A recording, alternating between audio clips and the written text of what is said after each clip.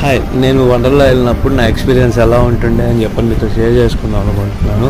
Had a lot of fun on this ride. నాకు చాలా బాగా నచ్చిన రైడ్ ఏదన్నా ఉందంటే అది ఈ రైడే. దాదాపు 1500 రూపీస్ వరకు టికెట్ పడింది. 1500 మొత్తానికి ఇదే జస్టిఫై చేసేసింది అనమాట.